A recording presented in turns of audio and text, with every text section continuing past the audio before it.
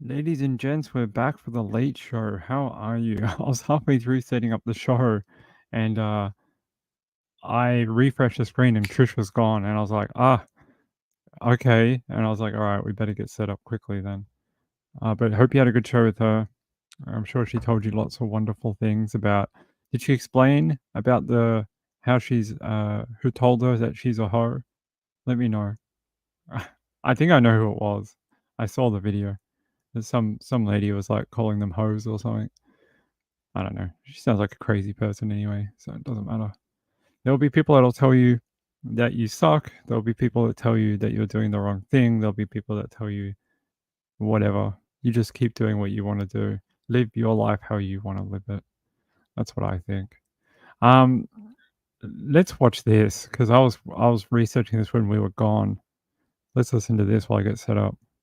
New details on an extremely grisly murder in downtown Las Vegas. We thank you for joining us here at 6. I'm Denise Valdez. And I'm Brian Loftus. It happened yesterday morning around the area of 3rd Street in East Charleston. 8 News Now investigator Kyle Payne was there first with news of this murder yesterday, and he joins us live. Kyle, with the latest. Denise, Brian, consider yourself warned. The details of this murder here in downtown Las Vegas are disturbing, but this is the block where police say they arrested a man named Colin Check, age 31. He was arrested yesterday on open murder charges. Not in court today, Judge Rebecca Sachs said Check was in the hospital. A police report identified the victim as Kenneth Brown. And a document obtained by the 8 News Now investigator says Brown had a large cut to part of his head and that he was missing an eye and an ear when police found him. And neighbors yesterday were amazed with what they heard. Pretty bizarre, man. Obviously, there's a lot of stuff that goes on out here, as you said, but this takes the cake as far as just all out outness. You know what I mean? It's pretty disgusting. Yes, sir. Absolutely. So, I'm not sure what this person may have been going through, but yeah, it's something else. I would say entirely. Police say Check was going in and out of consciousness while he was in police custody and told cops that something was, quote, possessing him. Here at the bus stop where police arrested Check, the scene is too bloody and gory to show you on television. Just about as bad as those gory details in the police report, which you can read more about on our website. Reporting live in downtown Las Vegas, Kyle Payne, 8 News. All right, let's go back. All right. Let me explain to you what this is. It's pretty brutal. I've never so few times have I heard something like this. Okay. Let me get it set up and then we'll go through it a little bit. All right. So, a man allegedly murdered another man at a bus stop near the Las Vegas Strip, eating his victim's face in the process. According to documents 8 News Now investigators obtained, Colin Check, 29, faces a charge of open murder.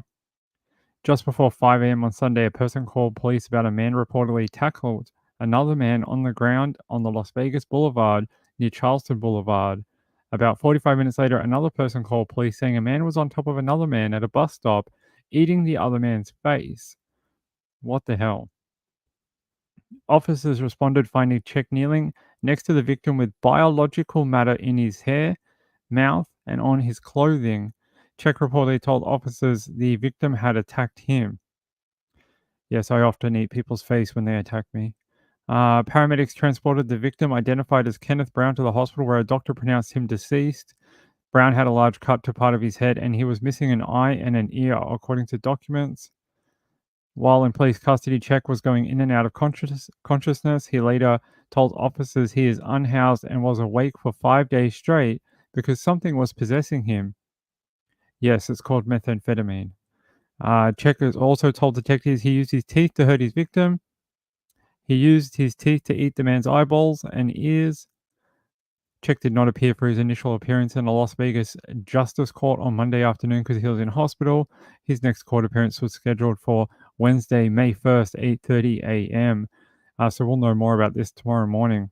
A booking photo for Check was not immediately available.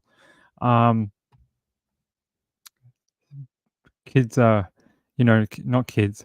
Kids are bad. No, drugs are bad, kids. Do not do drugs. You may end up eating someone's face. Oh, Flower, that's very kind of you. Well, watch out at the bus stop. I don't want anyone to eat your face, okay? Be careful. Angela says eyes are tough. Yeah. Snap Crackle Pop says it's nasty. Yeah, it is pretty nasty. Gross and disgusting. Yep. Don't smoke methamphetamine, I guess. Don't. Yeah. That's the only thing I can think of that would keep him awake for 5 days is that he was smoking a whole bunch of meth.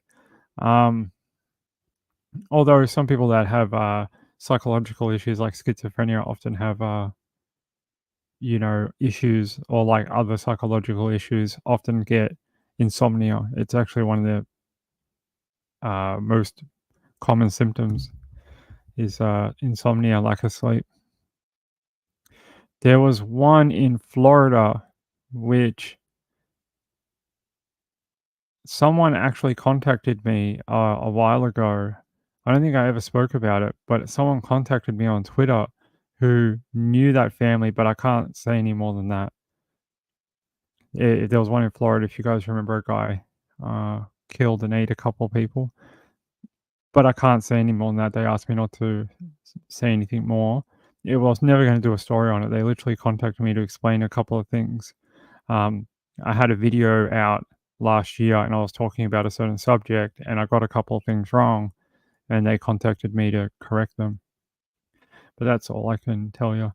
But they told me a little bit more about how certain things work, especially with people who are mentally unwell, and how things like the insanity plea works. Like I've still got a video that I've edited, I've done the voiceover for, but I hate it. I don't like it. It's a really good video. It's very informative, but I hate hearing my own voice, even though I record 2 live shows every day. It breaks my brain to have to edit and fix it. But yeah, maybe one day I'll release it. It wasn't actually bar salts. I can't tell you why I know that, but just assume that I'm telling you the truth. Sorry, I just can't explain why, but that's not actually what happened. But that's all I can say without breaking that person's trust. And I don't do that with people. If people tell me stuff in confidence and I keep it, especially in email or like Twitter or whatever, I want people to be able to come to me and tell me things. So, all right. All right. Someone sent me something that I can air. It's a press release from Kenneth. Who is this? Kenneth Township Police Department. Okay.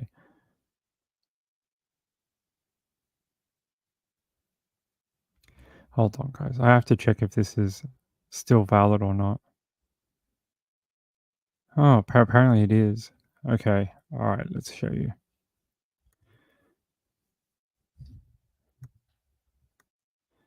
Oh. So apparently the following information is for immediate release. If you have any questions, contact Chief Gordon.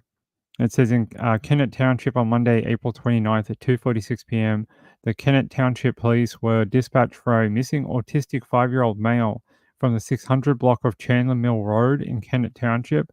Upon arrival, police began checking the residence, the surrounding home, and a large wooded area. They requested additional resources from the Kenneth Fire Department, or the fire company.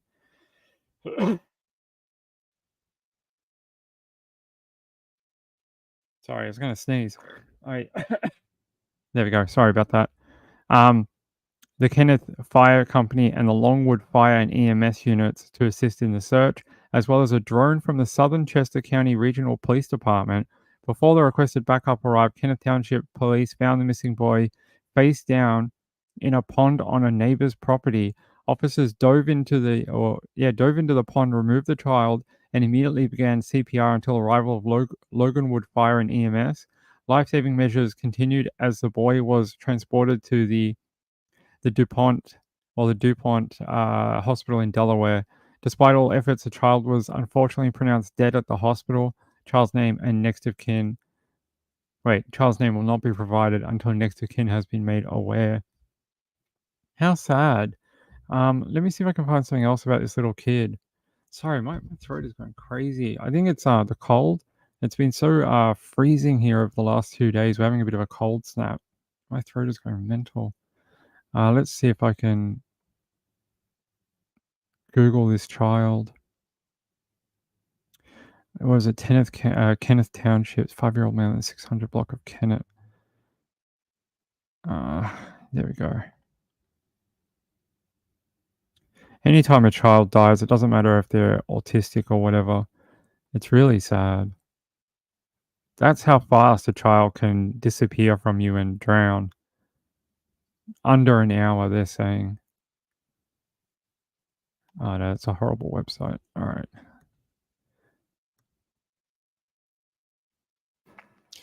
An investigation's been opened into a child's drowning in a pond in Chester County.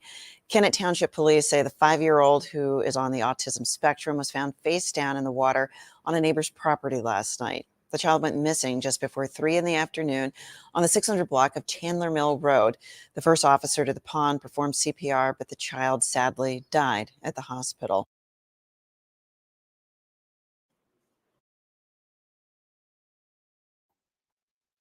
How very sad. A 5-year-old child drowned in a pond. That pond looked pretty big, right? I'd call that, I don't know if I'd call that a pond. Let's have a look. Look at that. It's pretty large, right? It even has like a ramp for like a boat or something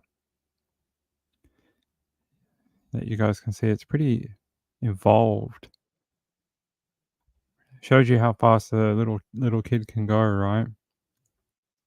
How distressing for the officers to have to find that and then try and do CPR on the child. That's not when I think of the word pond, that's not what I think of. That looks more like I don't know the word, but not pond. Pond to me is like something small. This is sort of large. It even has a jetty in it, so like a small boat rampy thing. I mean, it's not that big, but not what I consider a pond. Hey Sandra, how are you? Uda's here. Hey Uda. Yeah, very sad. I mean, we talk about things like other runaways and we're like, oh man, within an hour they would have found them or whatever. I mean, it does happen in this particular case. The child had been there already for too long. It only takes a few minutes of no oxygen for the child to cease breathing and cease living. So it's very, very awful for that family to lose a 5-year-old child. I hope their community is not judgmental and tries to, help them. I think they will be going through a very hard time. Let's see. Oh, no, really? Is this the baby? The baby that died? Tornadoes kill 4, including 4-month-old baby. Oh, no.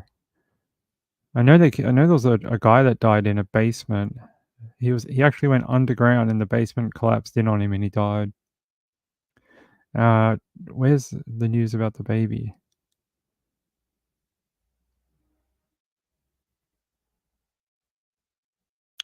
For people who might be interested in this for just a second, I saw some research data from Doppler on Wheels, which is a Doppler radar that's on a truck and it travels around in storm season from a university. There's a couple of them. There's one from OU. There's one from Kansas State. There's one from Iowa. A couple of others. But I think the original one is from Oklahoma. They measured in the big giant wedge tornado in, I think it was Nebraska, wind speeds equivalent to an F5 tornado. Not an EF5. An EF5 is damage survey. It's a combination of like wind and damage survey. A lot of it is damage, like what does the tornado do to man-made structures or trees and things like that. They are given a point scale, and that's how you get an EF rating. They do it along the whole tornado path, and then they classify it different things along the way. So they'll say, oh, it started at EF1. Here's a spot of damage in this street that is like EF3. Then this one, it obviously started roping out over here. It started to go down. It's EF2, EF1. But this radar, this Doppler radar, don't know if it was the Raxpol. It might have been the Raxpol radar. I'm not sure. But they picked up wind speed strong enough that it could have been classified under the old Fujita scale as an F5. Think about that. We haven't had an F5 or an EF5. We haven't had any classification of a 5 scale in 12 years. It's overdue. We haven't had one in ages. It's been a long time since we had a top level tornado. Haven't had one, but they believe this one won't be classified as an EF5 because it didn't hit enough structures to get an EF5 rating. But they say the wind speeds were equivalent. But I was looking for this baby. But interesting, if you go to my Twitter at Nights with Ping and you scroll down a little bit, you'll see the data for it. I did retweet it the other day. I was trying to find this thing about the baby. 4-month-old baby in Oklahoma killed. Oklahoma. I wanted to find out about this baby. He was killed by the Holdenville tornado. Let's see.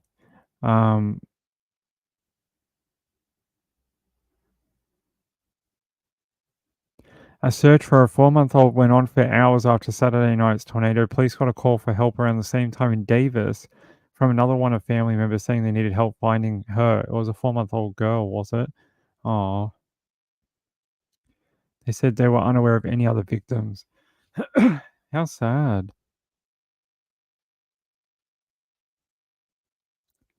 So they still haven't found the baby at all? Sounds like they haven't found the child. The child got sucked up into the tornado and hasn't been found.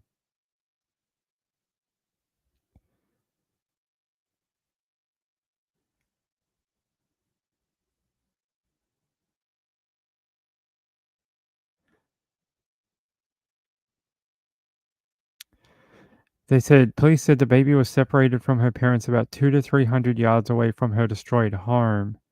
There wasn't anything standing. The tallest structure out there was just grass. I'm not sure if they actually found the child or they just know that it didn't survive. I'm not sure. Let's listen. Of course. KOCO's Dakota Wapakichi was in northwest of Holdenville. Debris sits unmoved near the city of Holdenville in Hughes County. A longtime Holdenville resident tells KOCO the call of high concern he didn't want to hear. My daughter, they was up there, she called me at 11 or 10, said they couldn't get a hold of them. They couldn't find the little girl. He says he's related distantly to that 4-month-old girl who Hughes County Emergency Management told us died Sunday morning. You could take it all as long as that baby is all right. Their search went on for hours. Police got a call for help around the same time as Davis. It was from another one of the baby's family members saying they needed help finding her. We were unaware of any other victims at the time. We just happened to see them whenever they were out in the field.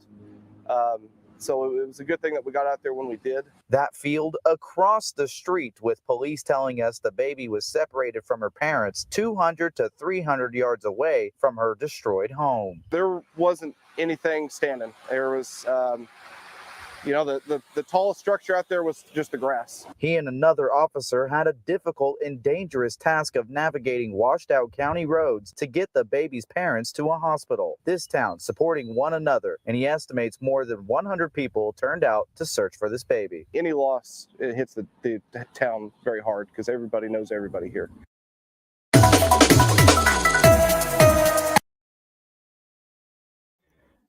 So I don't know. The video didn't really explain. They said 100 people turned out after the tornado to look for her, but they didn't say if they actually found her. Well, but I mean,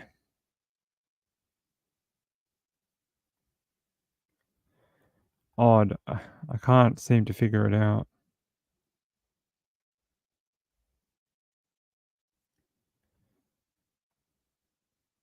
Let's see if KAKE news.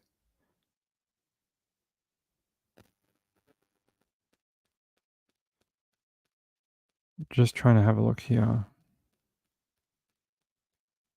So their last name was Skeen, Tyler and Selena Skeen. They did a GoFundMe. Just trying to see if there has any information.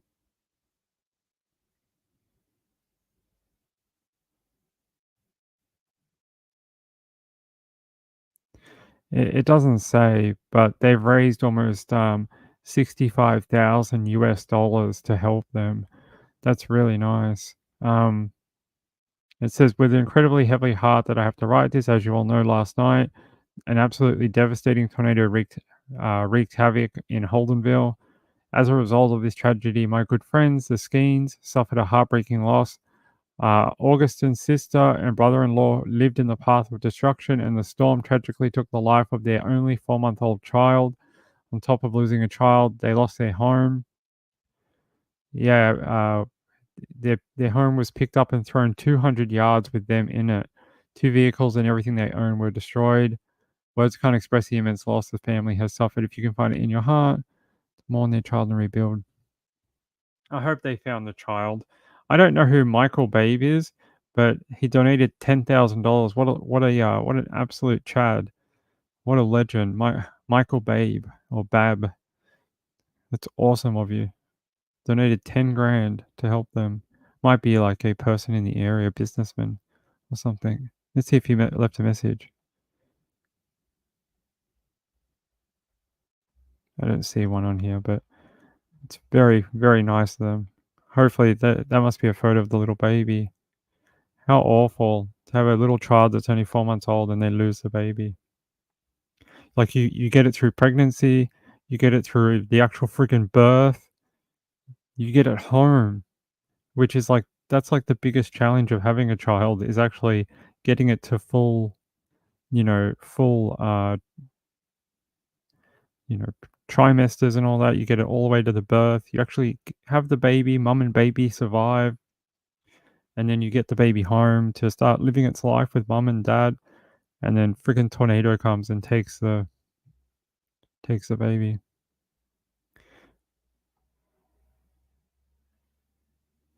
The baby was eventually found and rushed to hospital where the infant sadly died. Damn. All I can tell you is that I'd like to see building regulations, especially in tornado-prone areas, be increased to where there has to be a mandatory safe room for a tornado. You must have a like one room in all new homes that can withstand a tornado. They build them now. You don't have to have a cellar or whatever. They build these ones that almost look like a walk-in closet where you can just walk in there and close the door. And as long as you do that and lock it, it's as good as going underground. They can withstand an EF4 tornado. Your rest of your house might be gone, but you will survive. They're not even that expensive, apparently. They're like less than $5 grand. So I would like to see that, become mandatory in tornado-prone areas to save people. It would help. Imagine how many people have been killed in homes that were built like 30 years ago, 40 years ago when the technology wasn't as good. But we have the technology now, and it adds very minimal cost to housing when you're building a new home. If you can spend $5 grand to protect your family in the case of a nighttime tornado or something, I think it's money well spent. It'd be a good idea, especially if you live in Tornado Alley or whatever. Even in Iowa, Illinois. Not all of it, but like the country areas. All right, let's get back to true crime. But very sad to hear about that baby. Awful. Oh, a missing girl. I like to do missing people. Hold on.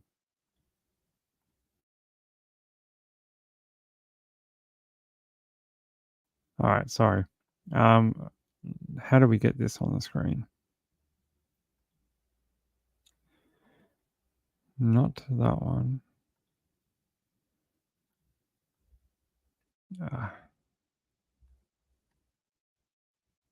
Apparently our links are not working tonight. Come on.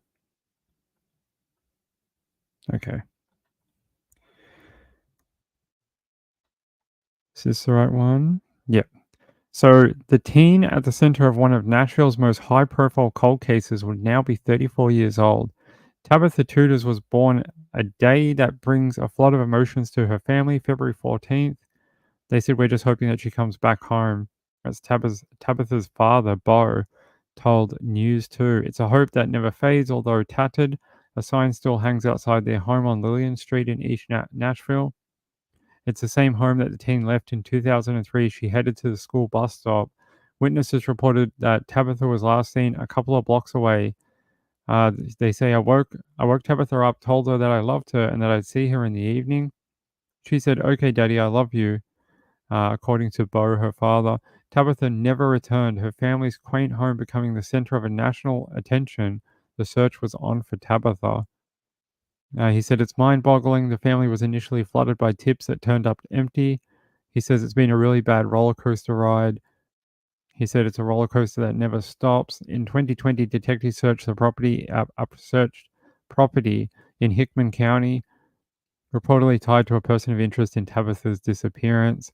The tip, however, has since turned up unfounded. So the person they thought might have done it was just never involved. It was a bad tip. As of Wednesday, February 14th, 2024, his little girl would have been 34 years of age. "There's somebody out there that knows what happened. You know, guilt is hard to live with," he said. The family is praying someone comes forward with a lead that will break the case, while confident that God will assure they see Tabitha again.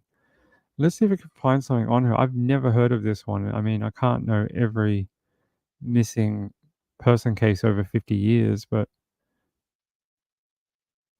all right, let's go to an older video that'll explain it. What happened to Tabitha Tutors? All right. What happened to Tabitha Tutors? More than 20 years later, her story remains one of Nashville's most high-profile cold cases. Just 13 years old when she vanished while walking to a school bus stop in East Nashville. She would be 34 today. Tonight, News 2's Stephanie Langston revisits the case, taking a closer look at the latest developments. Well, this is the last place anyone reported seeing 13-year-old Tabitha Tutors as she walked to the school bus stop here on Boscobel, just a couple of blocks away from her East Nashville home, where her family still lives today.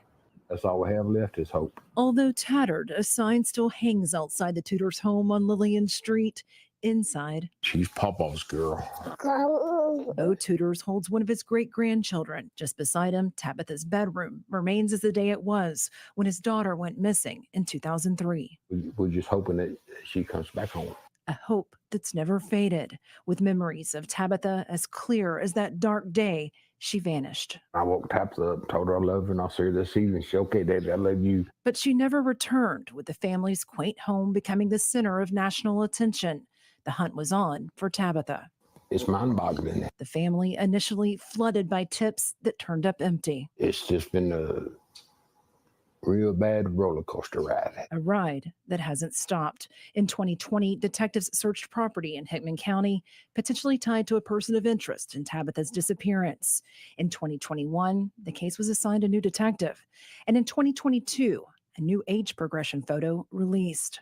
Like, it's hard for us to get the little girl image out of her, because that's the last time we saw her. She was 13 years old. It's hard for us to get that image out of her mind. Today, his little girl would be 34 years old.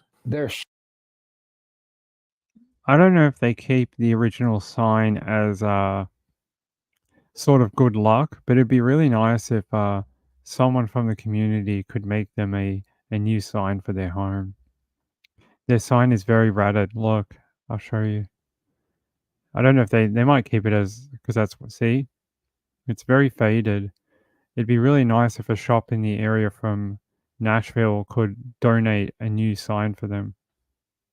Like something that has her age progression photos on it.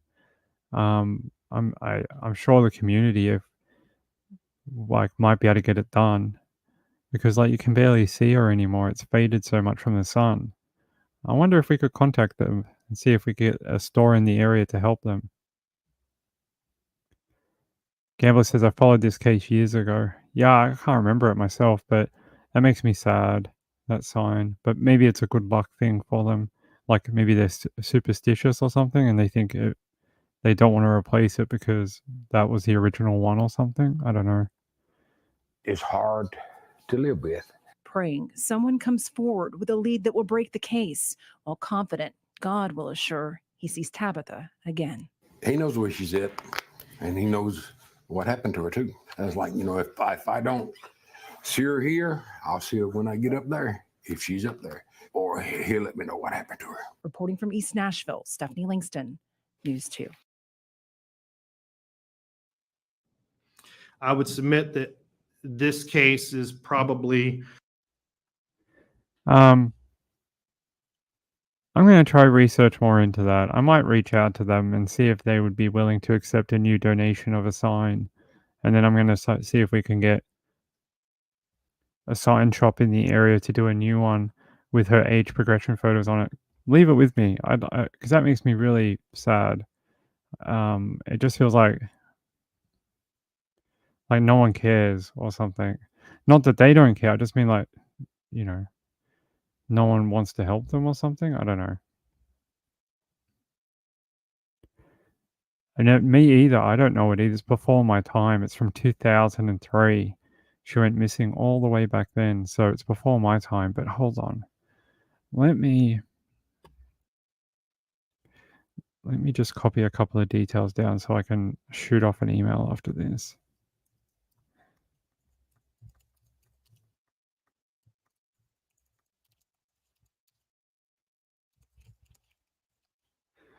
All right. I'll see what I can do, and I'll get back to you guys tomorrow about that. Kathleen says, I think I remember her name.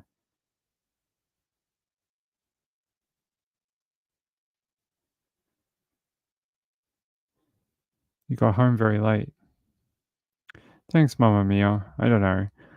I just feel like if we could do that, then because right now, if you are looking for her, she doesn't look like that anymore. She doesn't look like this anymore.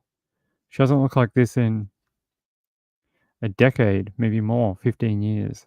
And she looks more like her age progression photos. So let me just see if I can find.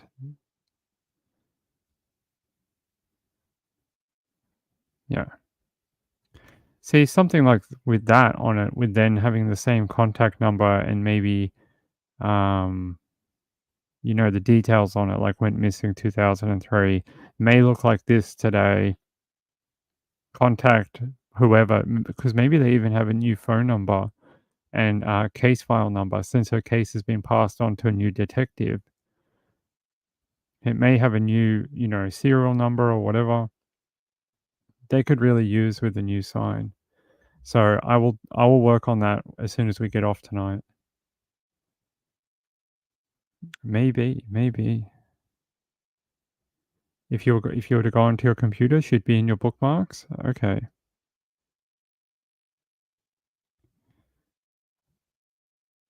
I'm going to try reach out to him overnight tonight and see what we can do. And then I'm going to start ringing around companies near them in Nashville. I'll see if I can get a sign made. See if what we can do. I'm sure there's probably a company somewhere in Nashville that would be willing to donate a sign for a missing child. Like this kind of case, a historic one that is a cold case and needs help. So leave it with me. I'll give you guys an update tomorrow. Leave it with me. All right. Where's my other story? I had a story about stalking. Where is it? I just saw a headline pop up. It says, prosecutors reject Brian Kohlberger's flimsy alibi. Yep. I think we all figured that was the case. All right. Let's see if we can bring this up.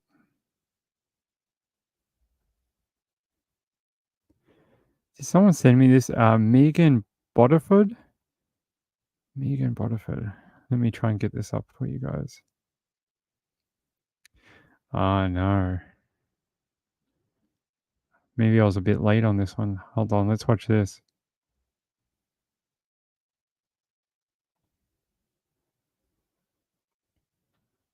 Also tonight, rising emotions in Bamberg County as investigators search for this missing mother of three. Something's not right because she wasn't the mother that just drops her kids off with anybody. This is 25-year-old Megan Bodford. Investigators say she sent some concerning text messages to a friend last Thursday, and she has not been seen since. Meanwhile, a body found there in Bamberg County is just a couple of miles away from where police conducted a welfare check on her. Sydney Hood is live for us in Bamberg County. Sydney, bring us up to speed. What's the latest from there? Well, Richard, all afternoon, the Bamberg County Sheriff's Office has been in the woods right here, right off of Barnwell, Highway. Now, we aren't sure what they were looking for exactly, but we did just get confirmed that they found a burned vehicle with human remains inside. We aren't sure whose those remains belong to, but just a couple of miles down the road, you can find Megan Bodford's family holding on to hope that it was not her. This home used to be full of life, but now it stands empty. April the 11th, I heard from her and I told her I loved her. And she told me she loved me too, forever and always. And then those were the last words Megan Bodford said to her cousin. She's very strong and resilient and beautiful. She's a wonderful mother. And we need her home. Megan was reported missing by a friend on Friday. Her friend repeated what was in the police report. So her friends have been sending me messages in where Megan is basically scared for her life. She said that her child's father had a gun, and if nobody contacted in the next 30 minutes to send the police because he killed her. A missing persons report says due to prior call history, concern for the safety of a baby in the home, and her boyfriend having an active arrest warrant, deputies wanted to request SLED to assist in executing a search warrant and then arresting him on an outstanding warrant. I have those messages screenshotted. Megan was basically begging for help again. The pain is hard to put into words for her family, but all they want is for Megan to come home. It's my baby cousin. She got to come home to these babies. I need her home. I don't need her lost. Now, Megan was a young mom. Her family tells me she has 3 young daughters that are waiting for their mom to come home. Her youngest daughter is only about 4 months old. And again, like I said, all her family wants is for her to come home so she can be a mom to those young daughters. They said, just to repeat what you said earlier, that they had said they have found a body in a burned out car down that road behind you. But let me ask you about the welfare check from last week when deputies did a welfare check. Where exactly was that welfare check? It was at a house a couple of miles down from where we're at right now. We haven't received official confirmation on whose house it was, but again, that house was just a couple of miles from where we're standing at right now, right off of Barnwell Highway. I hope it's not her. It says possible human remains found in Bamberg County burnt vehicle. They're saying that according to the county sheriff's office, a burnt vehicle was found Tuesday afternoon that appeared to contain human remains. The sheriff's office says they were assisting the SC Department of Natural Resources, the Denmark Fire Department, and the county coroner's office. At the time, the identity of the deceased has not been released. The investigation has been turned over to the South Carolina Law Enforcement Division. Fox 54 spoke with family friends of the missing woman. They say they believe the body found is Megan because her boyfriend lives just a couple of miles down the road. The 2 women we spoke with on scene kept saying Tuesday was a sad day for all, but they really hope they found Megan just to give her family closure. So it sounds like the family believes it is her, and that due to the close proximity to the boyfriend's house, that they just, They just believe it is.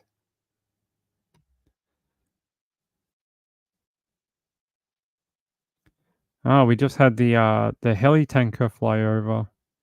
If you guys know what a heli tanker is, I just heard it. God, it's loud when they fly over.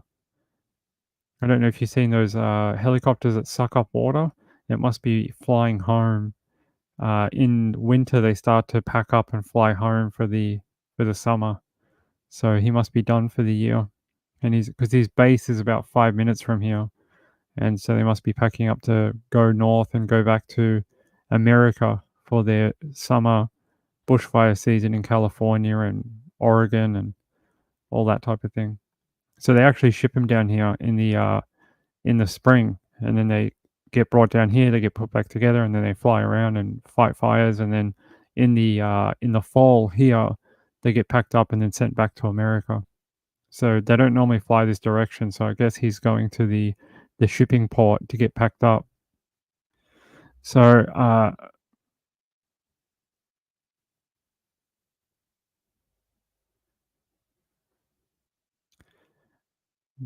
it makes me very sad. This case or the other one with the little girl, they're both pretty bad, but this one is pretty sad. Is this a different video? Let's have a look. I want to know more about this Megan woman. Meanwhile, today in Bamberg County, police and SLED were on the scene of Turnway. Let's see if it's the same one I just played. Information. According to the Bamberg County Sheriff's Office, a burned vehicle that appeared to contain human remains was found on Tuesday afternoon. This discovery comes just days after the Sheriff's Office began to search for missing Bamberg County woman Megan Bodford. Officials have not released the identity of the deceased yet, and the investigation is being turned over to the South Carolina Law Enforcement Division. Bamberg County Sheriff's Office says they were assisted by the South Carolina Department of Natural Resources, the Denmark Fire Department, and the Bamberg County Coroner's Office. 25-year-old Megan Bodford was last seen on Thursday, April 25th, in a gray t-shirt and Batman pajama pants. The sheriff's office began to ask the public for help in the search on April 27th. I spoke with family friends of the missing woman. They say they believe the body found is Megan because her boyfriend lives just a couple miles down the road. The two women I spoke with on scene kept saying Tuesday was a sad day for all, but they really hope they found Megan just to give her family closure. I've reached out to the Sheriff's Office, SLED, and the Coroner's Office for more information and will continue to update you as I learn more. In our newsroom, I'm Aria Circa, Fox 54. All right, probably going to have to wait. Meanwhile, today in Bamberg County. Shush. Probably going to have to wait till we get a positive ID then. Yeah, another man killed by DV. We seem to have far too many. Like I said, every night it's what we fill the show with, right? We have like every night it's like a woman killed by a man, a woman killed by a man. This woman was killed by her husband. A guy abducted this woman and killed her. It's like all we ever read about. Hold on.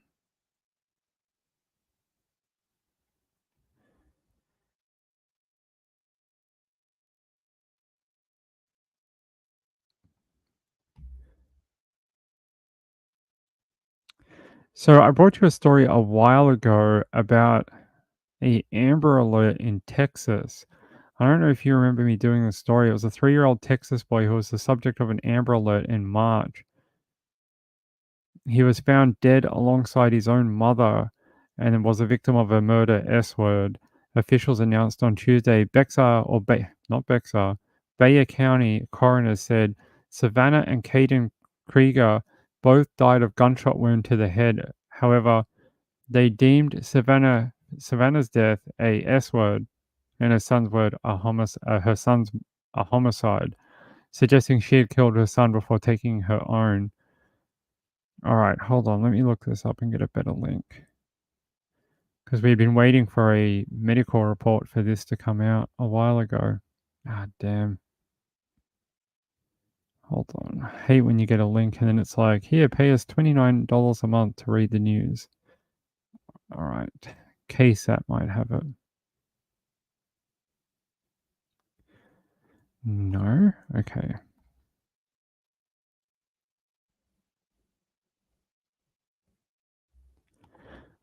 Okay, that's odd. All right, fine. We use the KSAT link. So it says Savannah Krieger's death officially ruled a, S word after 3-year-old son found dead in Westside Park. She shot herself. So she was having this big custody dispute at the time. She was due to go to court the next day, and I think she was having to give up some custody to the father, if I remember correctly, that she was very upset about it. Yeah, Sheriff Salazar says that Savannah Krieger was due in court Tuesday for a hearing regarding custody of the child. Savannah's mother told KSAT that she still has a lot of questions. She says, I don't understand why she would hurt her son. She would not hurt her son. Well, she did. I want to know, what led up to this. If she did do this, what could have made her feel like she was alone? No idea. But they left a memorial at the park for him. Really, you're going to show me ads for pet food? Thanks for that. Another news tonight, family and friends gathering today to remember the life of a 3-year-old boy who was killed earlier this week. We want to show you here a glimpse of the vigil, or into the vigil that was held this evening at Tom Slick Park. Earlier today, the medical examiner confirmed that Caden Krieger died from a gunshot wound to the head. Tonight, his grandmother remembered a happy, friendly little boy who loved everything Spider-Man. Caden was a very bright, smart, beautiful baby. Like, he could light up a room with his smile. Caden, there was nothing you could tell him because he knew the answer. And that mother is in undescribable pain because Bexar County Sheriff's investigators say that Caden's mother shot him, then shot herself. Court records show that Caden's parents were going through a divorce. The mother's family wants investigators, though, to look further into her death. What do you call a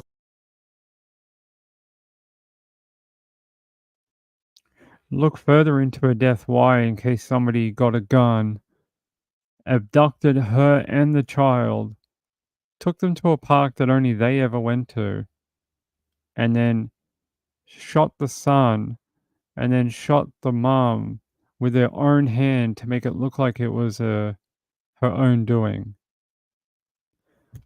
I don't see the point of that. There's no point investigating it any further. Stop wasting manpower. If there's a reason to investigate it, great, but there doesn't seem to be. I mean, what do you think? That she'll set up?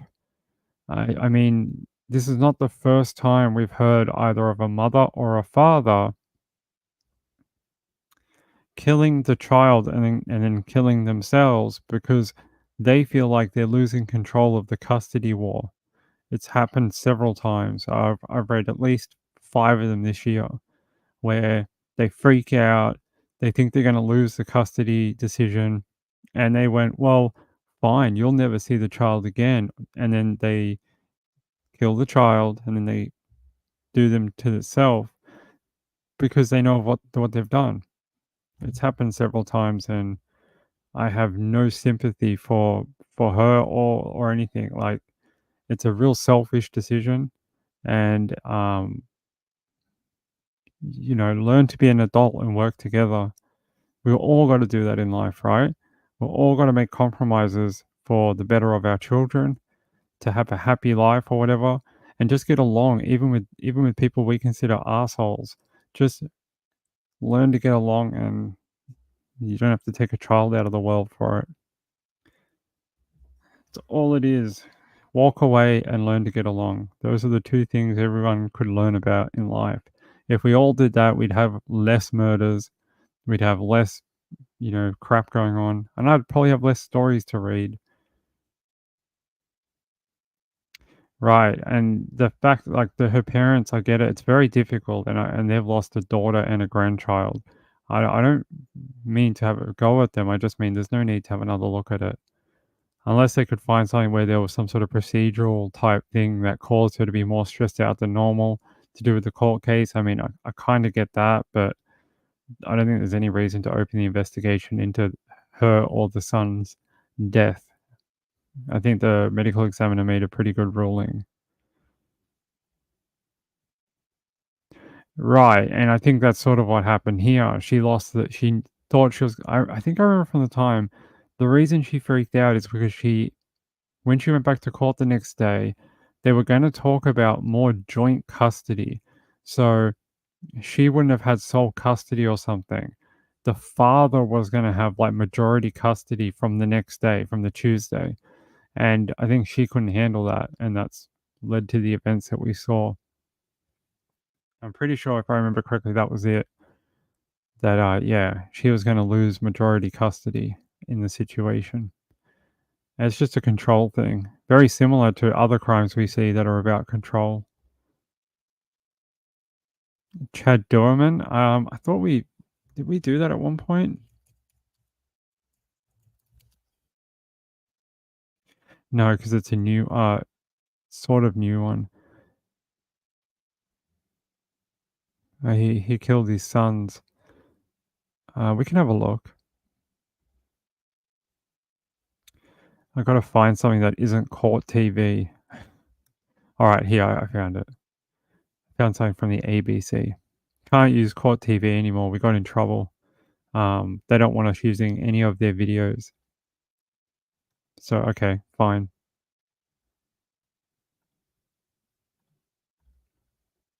Word that really can describe what we heard today. Now, Chad Dorman, like you said, went in front of a judge here at the Claremont County Municipal Court around 10 this morning. Now, prosecutors say that this is the worst crime that they have ever seen, and they push to make sure that Dorman will not be able to get out of jail anytime soon. So they requested a $20 million bond, which the judge did grant. Now, that $20 million bond, the prosecutors say, is the most that they know of in Claremont County history. I do want to let you listen to what the prosecutor had to say in court, but again, we do want to warn you that what you are about to listen to is very hard to hear and contains some truly horrific descriptions about what happened. By the way, I don't think I've ever heard of a $20 million bond ever. I mean, I've heard of like 5 million, 2 million, maybe even 10 million, but I've never heard of a $20 million bond. All right, let's watch. Trauma that this man has inflicted on his family, the community, law enforcement, first responders, and all of the rest of us who have any idea what's going on here is unspeakable. There's been a full admission in this case, Judge. The case is still new. We're still discovering facts. But the evil horror of what we know is impossible to process. In an act of just incomprehensible cruelty, the father that stands before you lined up his 3 young boys, and he executed them in his own home with a rifle. They were ages 3, 4, and 7, Judge. In an act of desperation to save her children, the mother at some point grabbed the gun that father was wielding to attempt to protect them. We know that one of the boys was able to flee into a field near the home.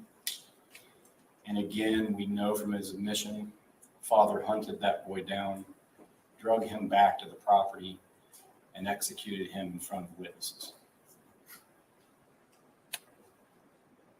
The mother was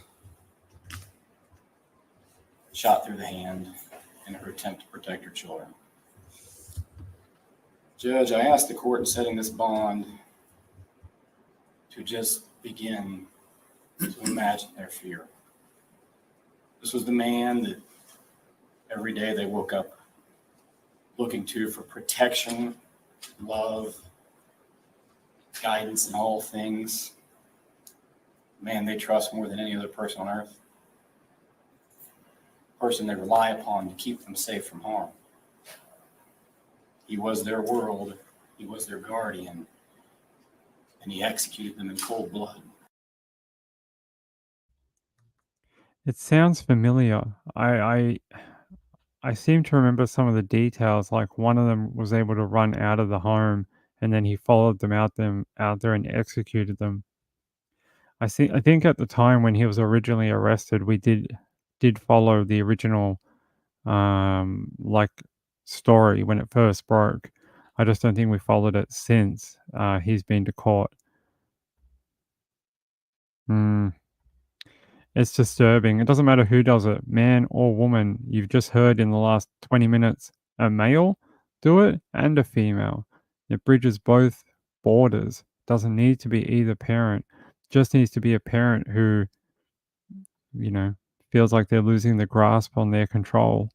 And you get something dumb like this. I mean, I don't know how you can bring such beautiful little kids into the world and then be like, let me shoot them or let me kill them.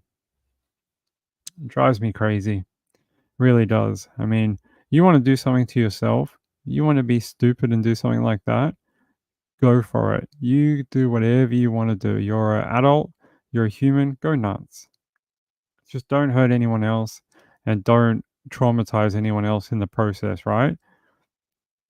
Walk off into the woods where no one will ever find you ever again with your shotgun or whatever.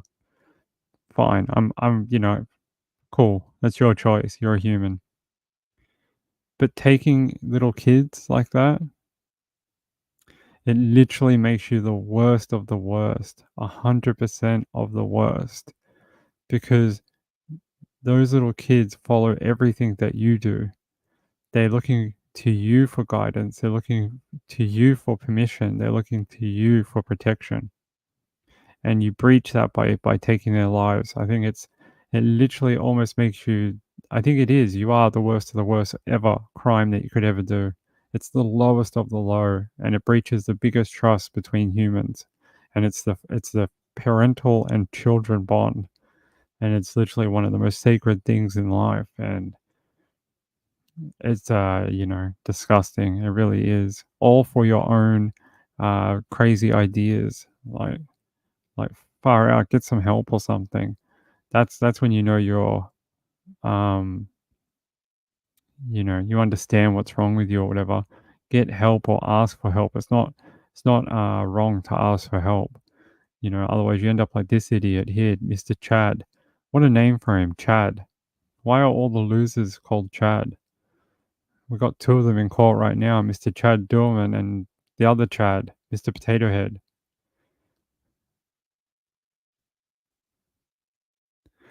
So he had some sort of like ideological, like self-ideological kind of like, I forget what they call it, but it's like self-impression. I can't remember what it is, so. Yeah, what a nutcase. Chidnowell says, you are correct, Ping. I've never recovered from my parents' murder attempt on me. It never goes away.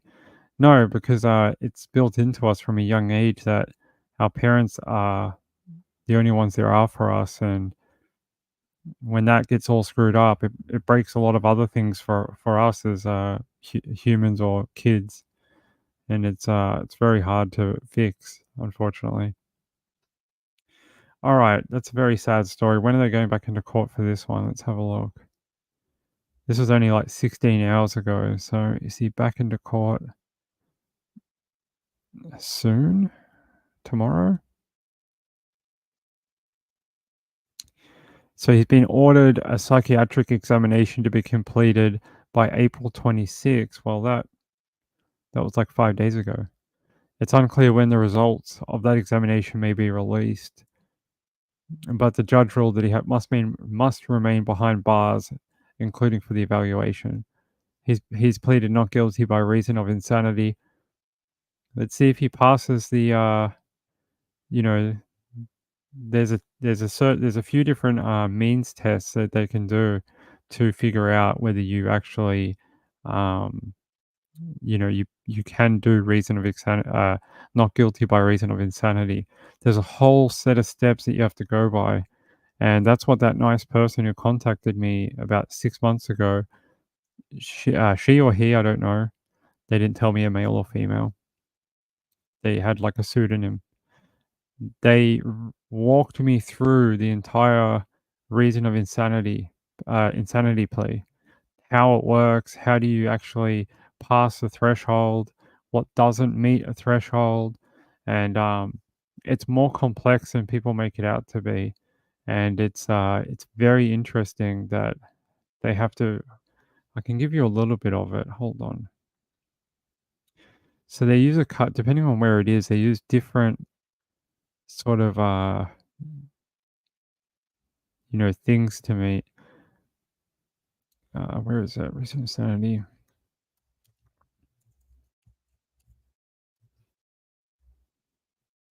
See, to establish a claim of mental disorder, that the party raising the issue must show on balance of probabilities, first, that the person who committed the act was suffering from a disease of the mind, and second, that at the time of the offense, they were either unable to appreciate the nature and quality. So that's only one of them. There's a couple. Hold on. That's for Canada. That's Australia. Where's America? No, that's Australia. Sorry, that was the wrong one. Where's America?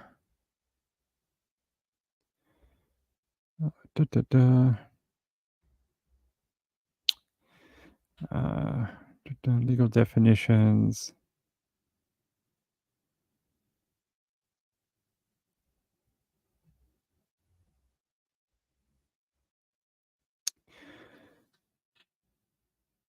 So, like, some of them are like I'm not going to pronounce this right. I could type it for you, but I wouldn't be able to pronounce it right. So it's the Minorton Rules of 1943, and they use a few others. Where's the other one? The application. The defense of insanity takes different guises in different jurisdictions. There are differences between legal systems with regards to availability, definition, and burden of proof, as well as the role of judges, juries, and medical experts. In jurisdictions where there are jury trials, it is common for the decision about insanity of the accused to be determined by the jury.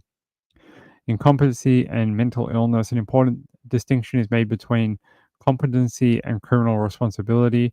The issue of competency is whether a defendant is able to adequately assist their attorney in preparing a defense, make informed decisions about trial strategy, and whether to plead guilty, accept a plea agreement, or plead not guilty. That's very similar to what they were dealing with Lori Vallow.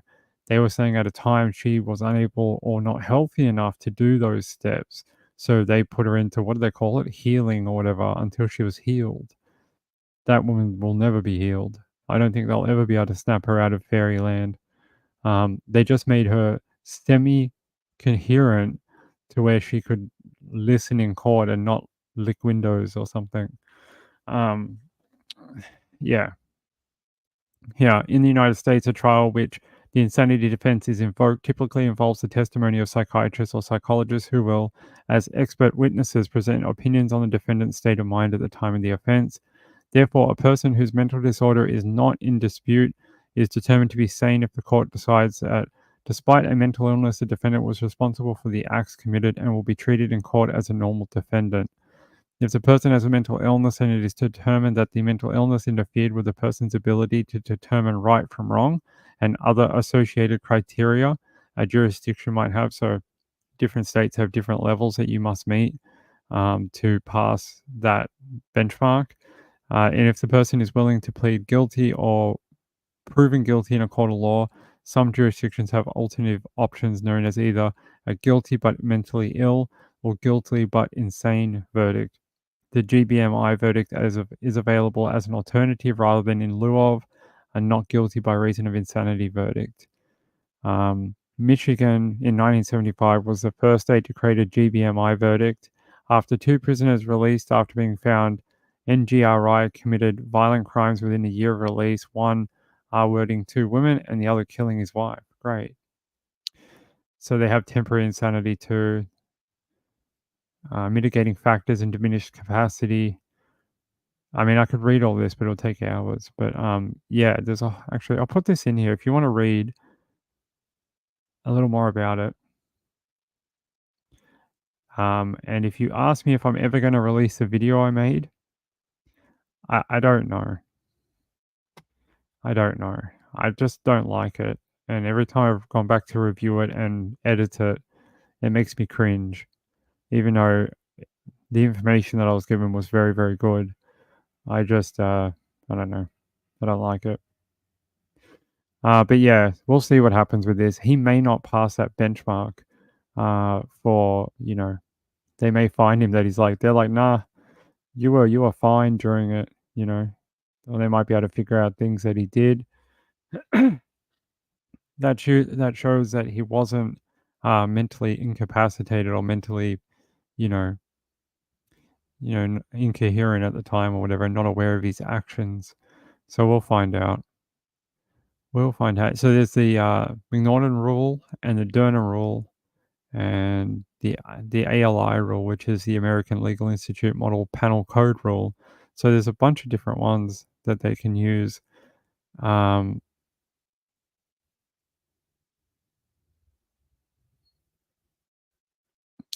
Yeah, so in Australia and Canada, they use the McNaughton rules, and that's what we use here. But I think in America, it's slightly different. So they're saying here in the United Kingdom, Ireland, and the United States, the use of the defense is rare. Mitigating factors, including things not eligible for the insanity defense, such as intoxication, and partial defenses, such as diminished capacity and provocation, are used more frequently. The defense is based on evaluations by forensic mental health professionals with appropriate tests according to jurisdiction. The testimony guides the jury, but they are not allowed to testify to the accused's criminal responsibility, as this is a matter for the jury to decide. Similarly, mental health practitioners are restrained from making a judgment on the ultimate issue, whether the defendant is insane. Yeah, they just have to give their opinion.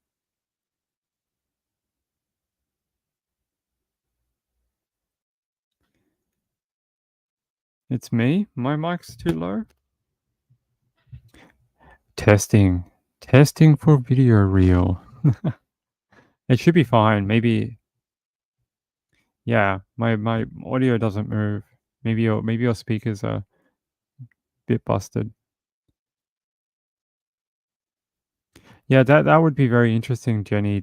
His wife asked him, "Are you okay?" He said something like, "I'm fine." So he knew to lie to her. Had to know he was doing something she wouldn't approve of. I think if once they break this down and actually get to jury trial, they will be able to pick it apart probably proficiently enough to show that he was aware of his actions, meaning he can't be found, you know, not guilty by a reason of insanity or whatever it is. They'll probably be able to pick it apart pretty good. Successful defenses are rare and they're hard to do because you have to meet such stringent rules, in order to get through. I don't know in this particular state. What is it? What state is this? What state are we in? Hold on, let's have a look. Ohio? Monroe Township in Ohio. I don't know what the hell Ohio's rules are. I have no idea. I don't think I've ever done many cases in this state. Ohio.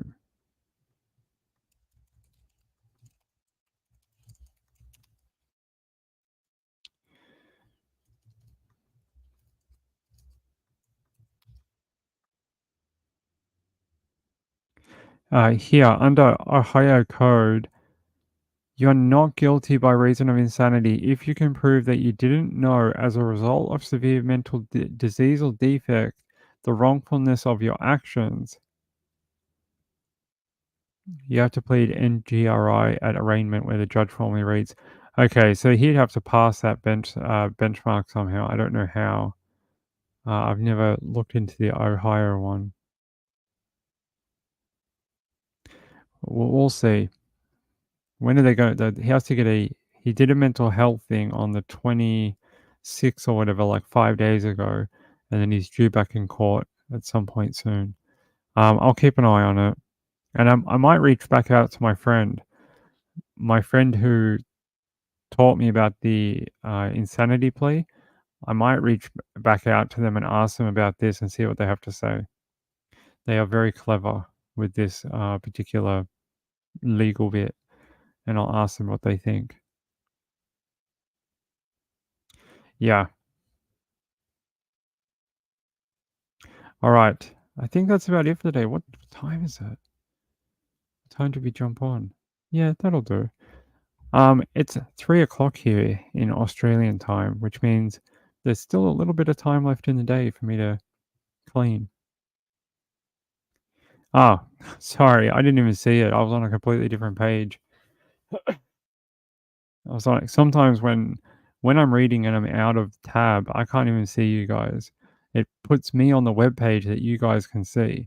So yeah, I can't see the chat. I literally have to forcibly move back to chat to be able to see you guys. So a lot of time when I'm reading, I have no idea what you guys are writing.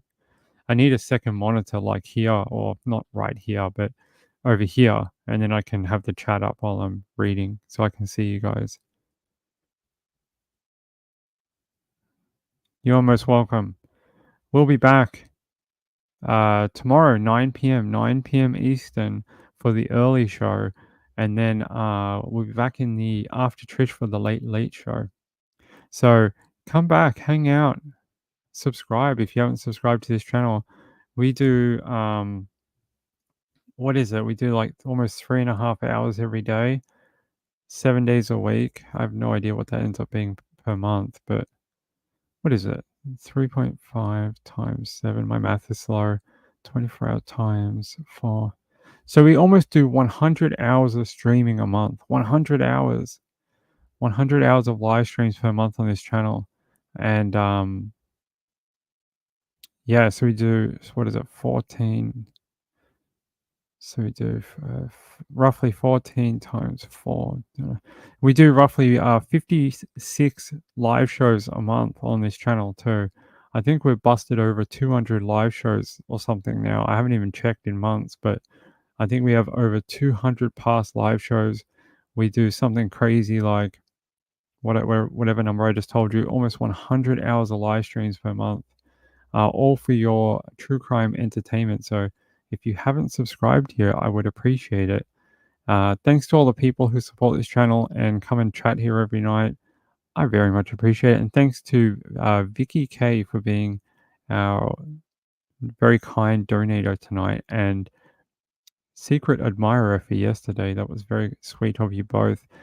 And we'll be back tomorrow. Tomorrow night we'll have a brand new ending video, since it's the start of the month, and you guys will have a brand new ending video for the month of May. So until then, I'll see you all later. See you later, guys. Peace out. Bye-bye.